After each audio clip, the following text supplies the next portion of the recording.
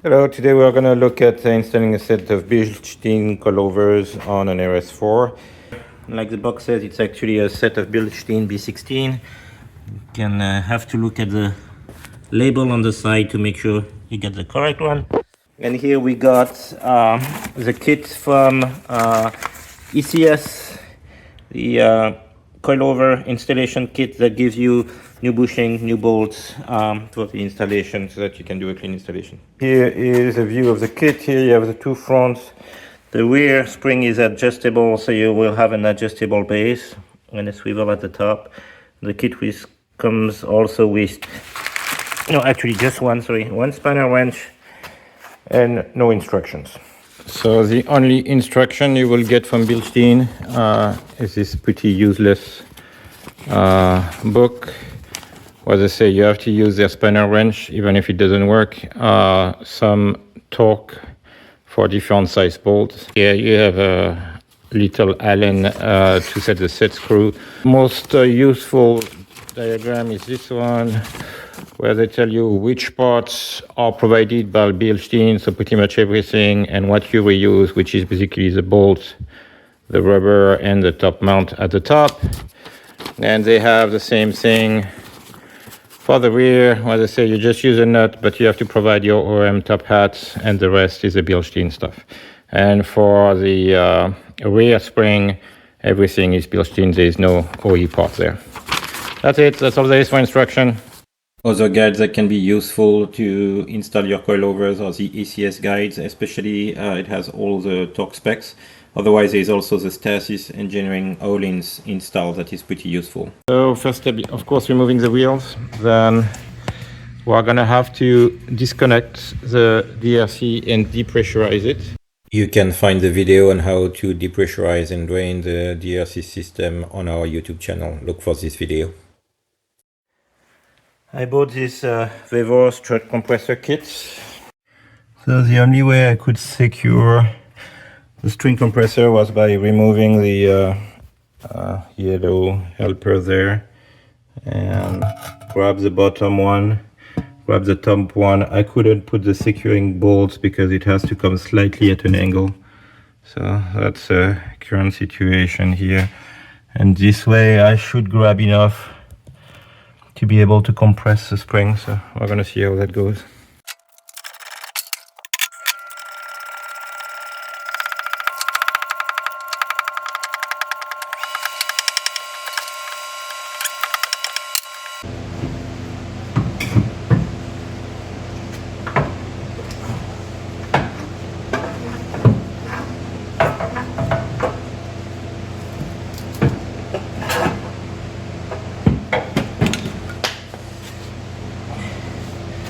Now this is my top rubber that is actually still in excellent shape.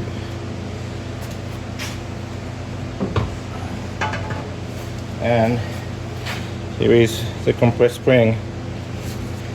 And here you can see the bottom rubber. That's gonna need a good cleanup in here.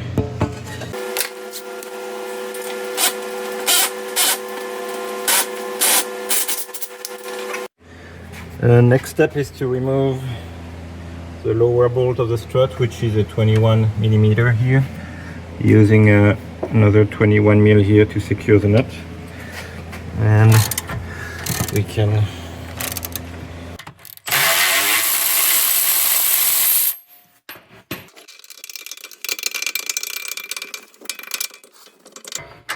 okay, 13mm bolt at the top here.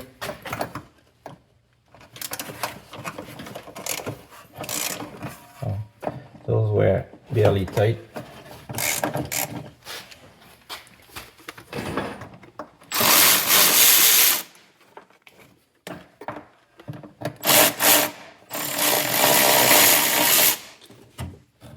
There we go. And now we can remove the strut. Be careful, there is still oil in it, so if you try to compress it, if here I compress the strut, the oil is gonna pour through the fitting. So here is My top hat's still in a pretty good condition, bumper stop. Okay, so to prepare the rear strut, get a 17 millimeter. Get the nut all the way down.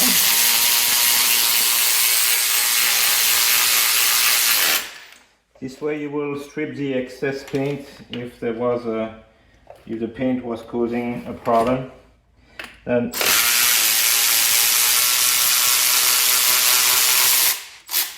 back it up all the way. You can wipe off the excess paint. New top hat. To the box.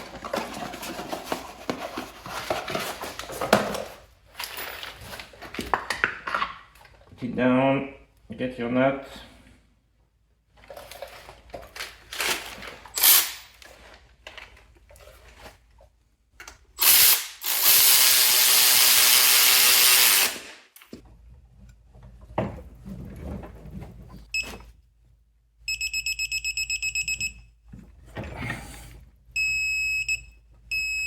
Okay, 18.5. That's all it needs. So remember, so here I'm gonna have the adjuster towards the rear.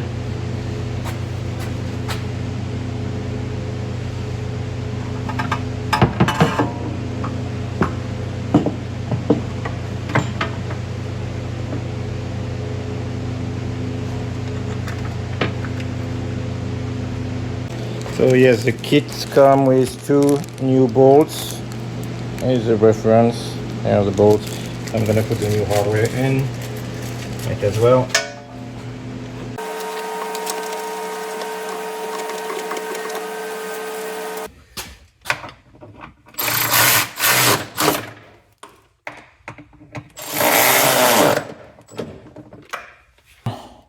Torque to 26.5 foot-pounds.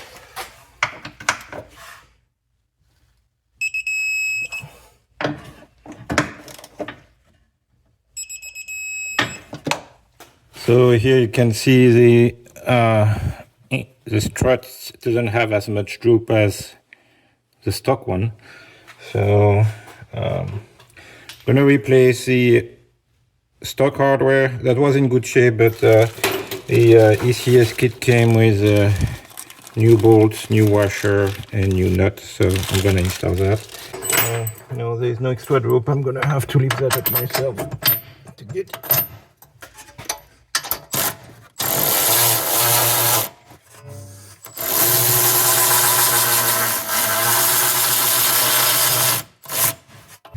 Maybe you will see a bit on that side. So here I'm putting the new washer, and here the new nut.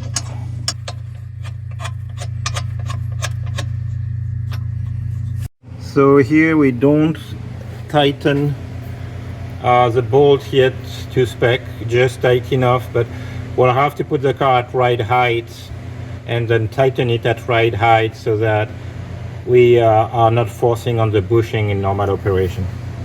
Okay, so strut is attached, top is torqued, 26.5, bottom is not torqued yet, and now we are going to go work on the spring. So you remove your top and your bottom rubber mounts. Those you are not going to need anymore. At the bottom, you are going to use this spacer here.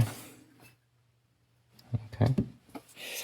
So for the top part is the adjustable part. So here I used Boschel T9 that I sprayed on the threads here, and all around, so that the threads are going to be able to turn. And then you have the guide for the spring that will help the collar to rotate without rotating the spring. This is the hole, I'll just insert in there. And then we have to put the spring in between. So here, if I compare the stock spring with the bushings compared to the Bilstein spring with the adjuster put to the maximum height, if I'm gonna be still shorter. So I'm not sure exactly what the stock spring rates are and what these ones are, but it's probably going to be a bit stiffer than stock anyway. So here I use my strut compressor again to get the spring through.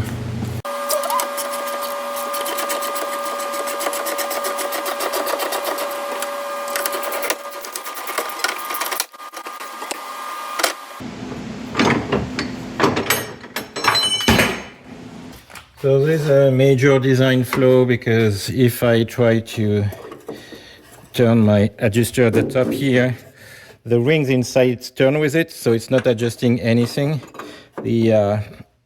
It's just spinning in the chassis at the top. So they should have provided something to either an offset bolt or something to prevent the inside from turning, but basically this is not adjustable in the car unless you compress the spring again. So you are better off setting up your spring right away at the height you need, because otherwise you will have to compress to be able to adjust. The other option is to drill an offset bolt to prevent the insert here from turning, but that's a very poor design. So as you can see here, there's a set screw that allows you to tighten the ring in place, and then it won't move when you are set. But so make sure when you are adjusting, this is open, okay, so that the ring can spin freely. But still here, even with this open, when I'm tightening, you see this inside still spins. So you still have to, unfortunately, hold the top spring with a pair of pliers, and then you can adjust your spring, not with the spanner wrench they gave you, because it's too big. You need to get a shorter one. I'm maximum ride height, tightening my offset screw here. Now I'm gonna release my strut compressor.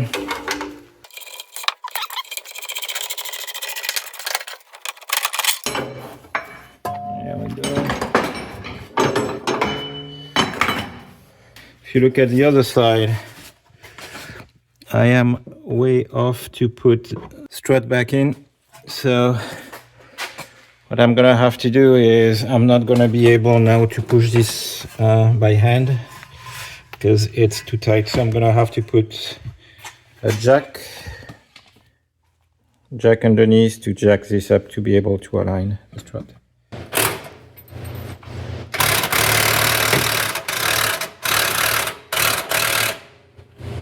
Here I use a jack to compress the spring to have my right height to be able to insert the strut.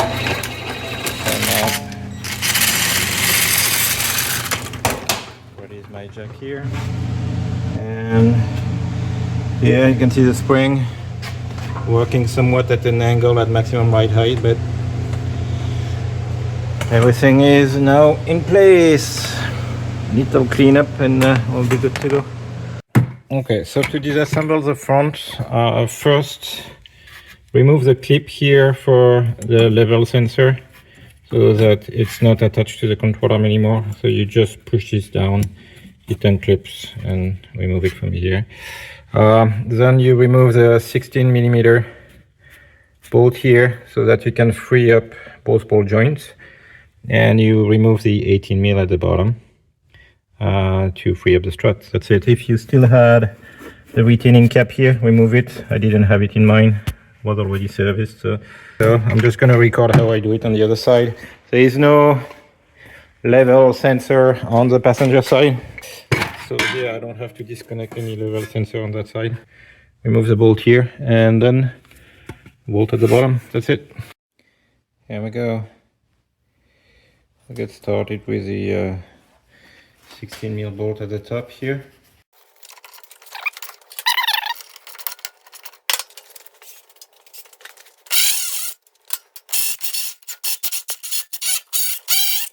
You can see one of the ball joints already pops out.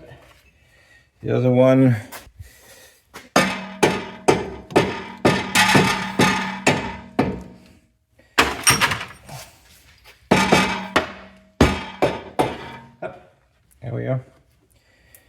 If it wasn't coming with a mallet, you could always use a punch and a hammer and pop it out.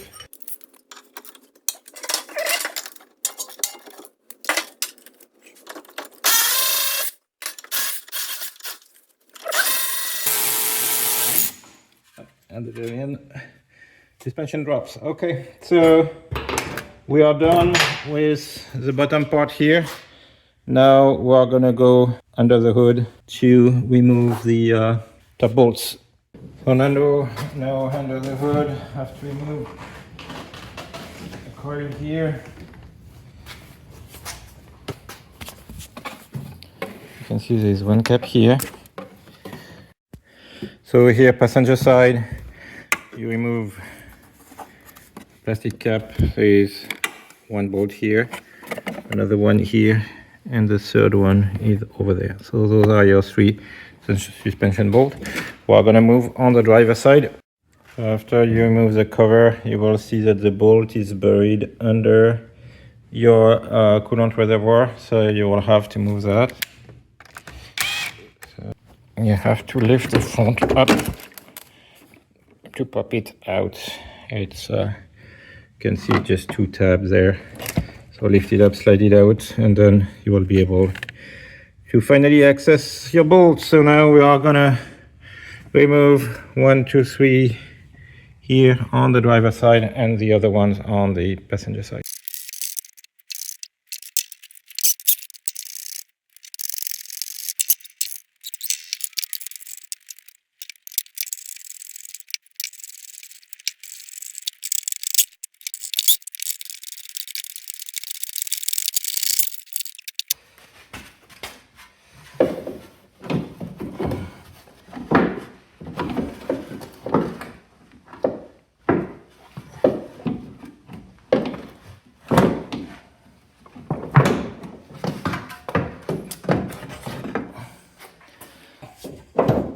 So get the bottom out here first and then slide the top down and it will come.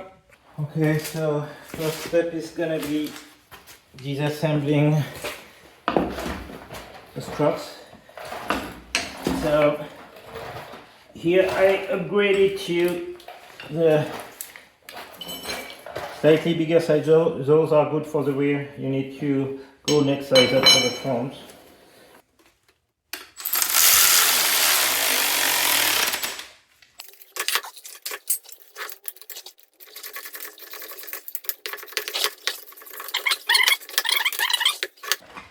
So here it's an 18 mil.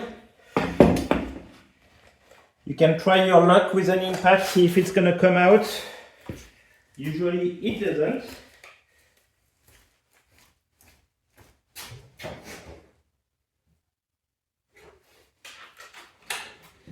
But still, we're gonna give it a shot just in case we are lucky.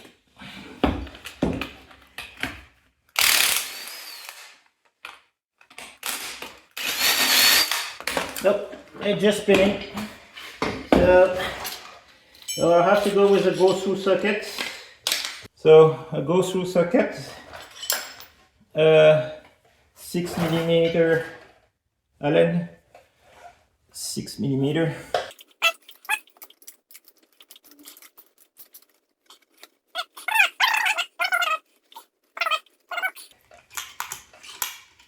Okay. So now the nut is out. I can pull the nut and the upper strut mount. Now I can extract my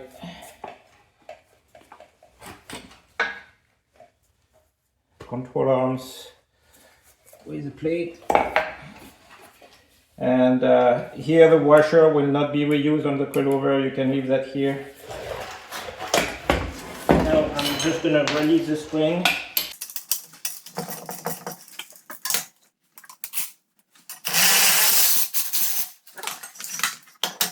We're done with the strut compressor.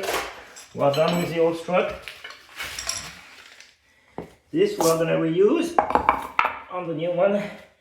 Here, this one was still in good condition, but I got new Bilstein mounts from ECS in the kit, so I'm gonna replace with a new one.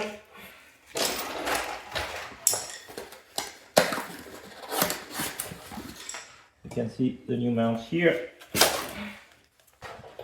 So first thing to do is to find the set screw here, and what is it? It's insanely too tight from the factory for no reason.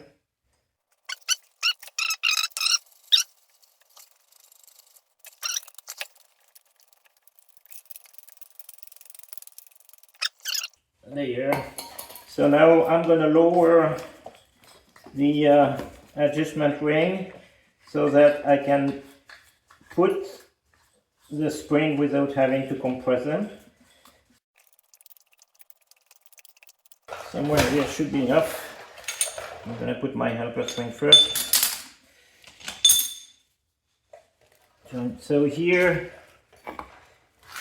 there is a shape for in the mount here, so that the spring has to go exactly, the end of the spring has to go down here like this. Okay, so now I'm gonna take my assembly here with my spring properly in position, and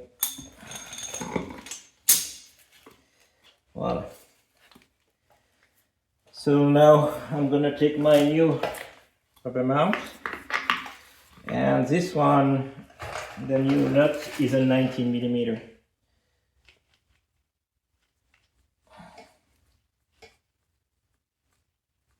So you can do the same process with a go-through socket, or if you want to do it the fast way, you take a 19 millimeter socket, holding the bottom with my feet,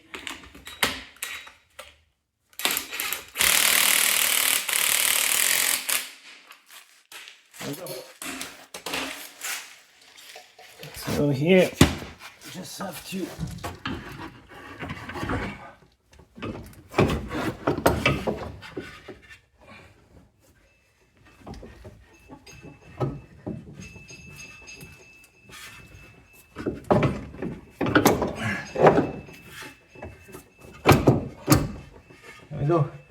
put that through the hole, and then I just have to get my bolt started.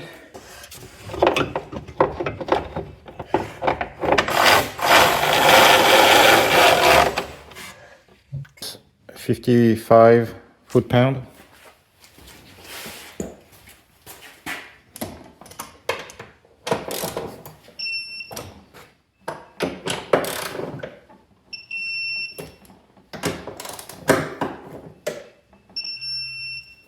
If the threads in your upper mount are damaged and you need options to repair, look at our other video dedicated to that problem.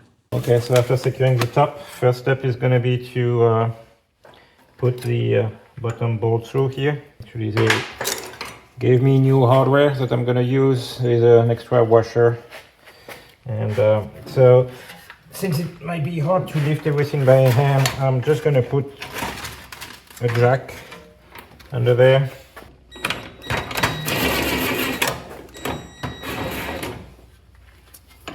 To lift.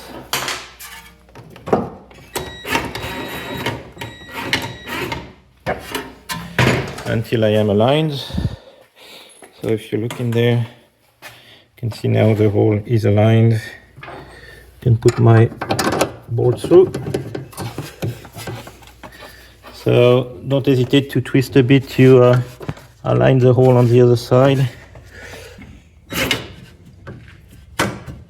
There we go. Why not? Perfect. I'm not tightening that yet. We'll tighten it once we have adjusted the height. Yeah. So here I'm going to have to reattach the two arms. So remember, the longer arm is always at the front and the shorter arm at the rear. If you have them reversed, that means you mounted the wrong side.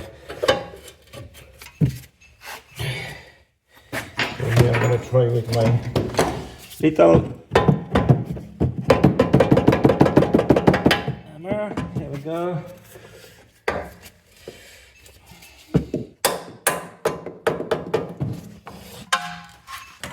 So maybe you can see better here. So if it's not entering, that means you are not exactly aligned. So you have to wiggle it until it wants to go through. There we go. I just have to push it forward a bit and then it's all the way down. So now I should be able to get my nut that's going to secure everything in place.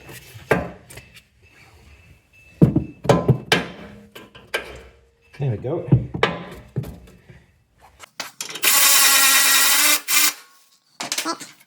Everything enough on the other side.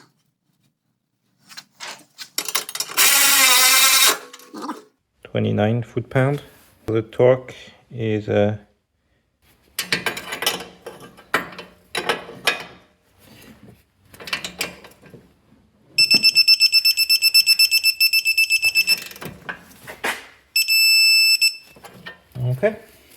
Now we're going to proceed on the other side. So the last thing to reconnect before putting the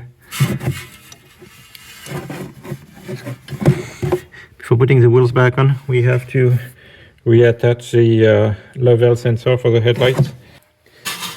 So here, oops, get this around, and then you just have to reclip that in like this. That's it. That's all there is to it. You can see it here in the back. Just have to put the wheels on, and we'll see where our ride height is at. So here's where I'm starting in the front. I have pretty much a helper spring completely compressed. Just there is a 3.39 millimeter between the bottom here and the top plate. If I measure,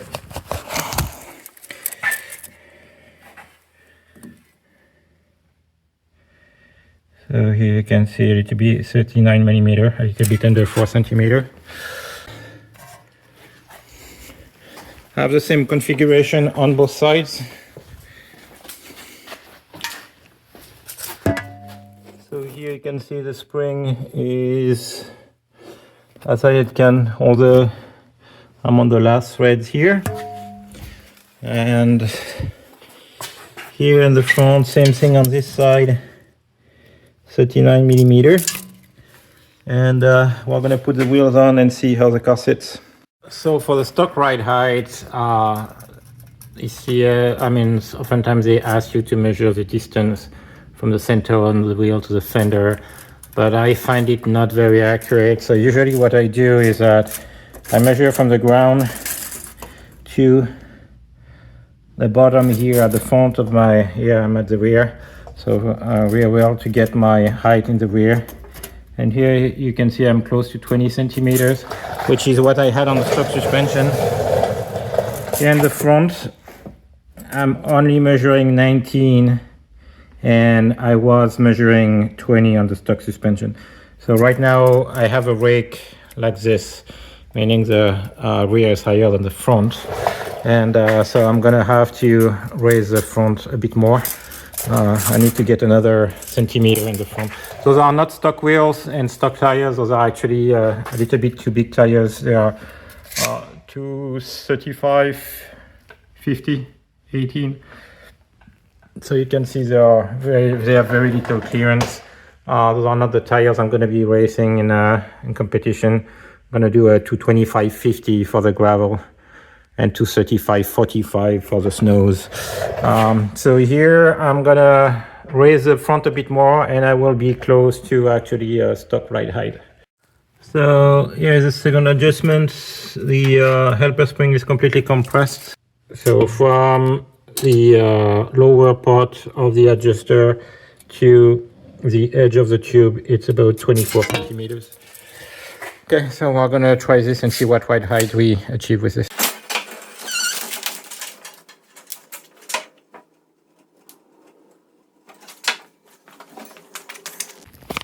So before doing the measurement, I'm gonna load the suspension a bit so you can jump on the corner, or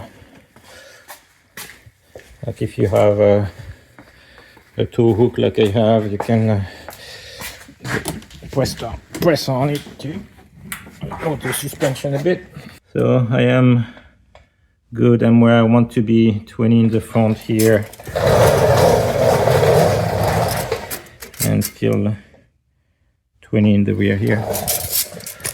So I'm gonna now take the car for a test drive, let the suspensions set a bit, and then we'll see if we need to do some readjustment. So now that the suspension is at the right height that I want, I'm gonna have to tighten the lower suspension bolts inside. So the lower strut bolt is torqued to 66 foot-pound.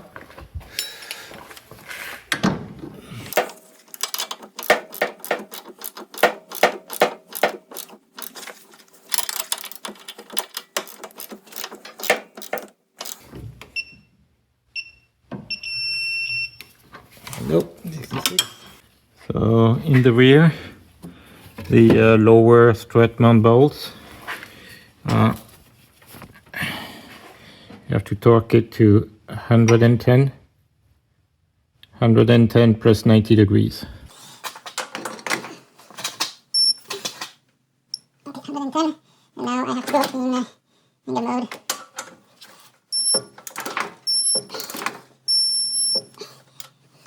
When your ride height adjustment is complete, don't forget to tighten your set screw here. Don't need to go crazy, but just to prevent the collar from backing up. So this adjuster has numbers at the top. They're hard to read, but here you have 1, 2, 4, 6, 8, and 9. So it's not a linear scale. You have to be careful.